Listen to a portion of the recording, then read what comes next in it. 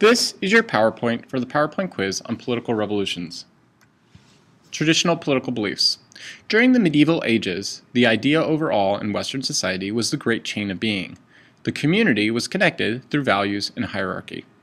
In this system, the divine right defined that God had created the offices, not the individual, of leaders to maintain the community.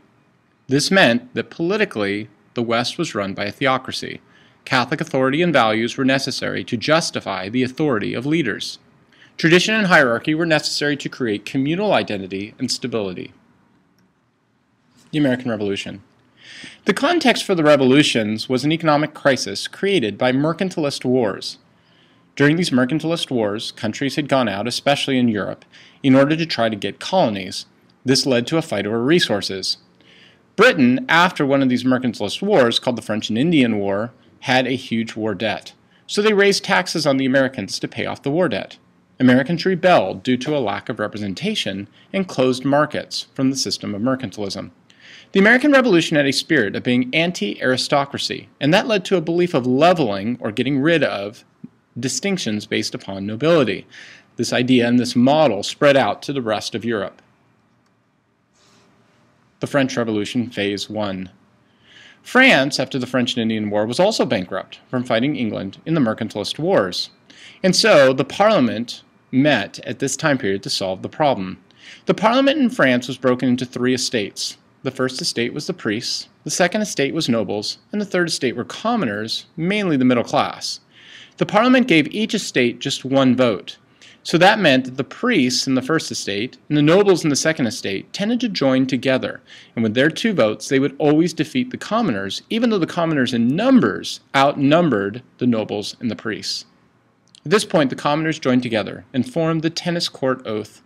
They created a new National Assembly, and they called for a system of voting that would be more representative of the population. Also they formed the Declaration of the Rights of Man, modeled after the Declaration of Independence in America. French Revolution Phase 2. All the major European powers invaded France at this time to stop the revolution. This led to an internal emergency that was manipulated by one man named Maximilien Robespierre. He created the Committee of Public Safety that attacked the nobility as the internal enemy that was allowing these foreign enemies to take control of France.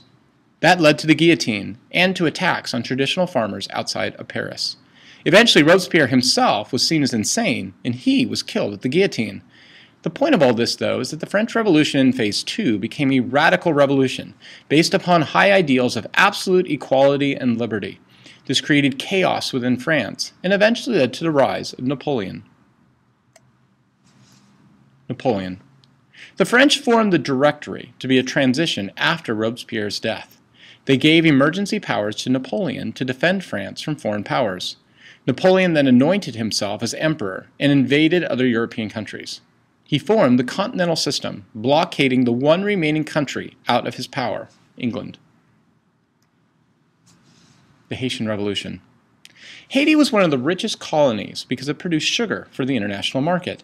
The refining of sugar was extremely dangerous due to the hot temperatures and the gases that were created from the boiling of sugar in trying to reform it down to raw sugar.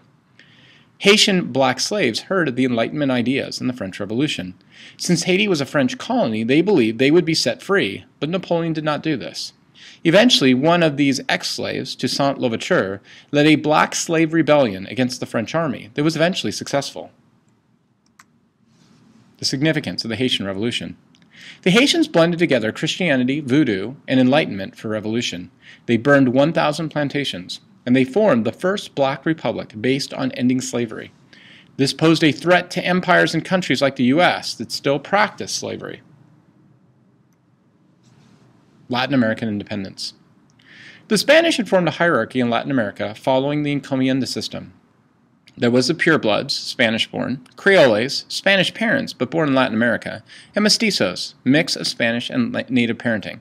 At the bottom of this hierarchy were the natives, who were seen as being on the lowest part of the rung and were treated and discriminated in this fashion. The Creoles wanted to replace Spanish rule with local rule by the middle class. Latin American independence too. Eventually what happened was Napoleon was invading all these countries in Europe. One of the major countries that he invaded was Spain.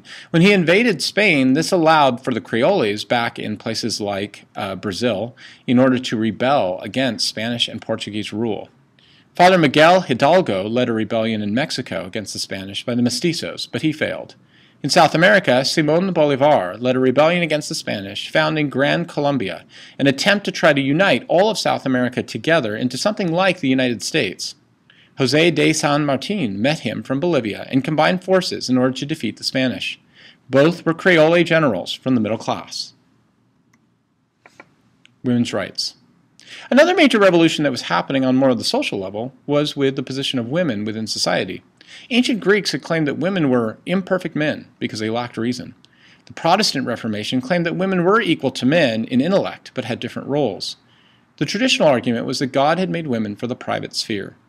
During the French Revolution, Mary Wollstonecraft argued for the rights of women. She argued that women were just as intellectual as men and had just as much capabilities for leadership, but it was society that defined them as being inferior and belonging in the home. She argued that women basically were the same in character and could lead. The Suffrage Movement. In America, women leaders formed the Seneca Falls Convention and called for equality and voting power for women.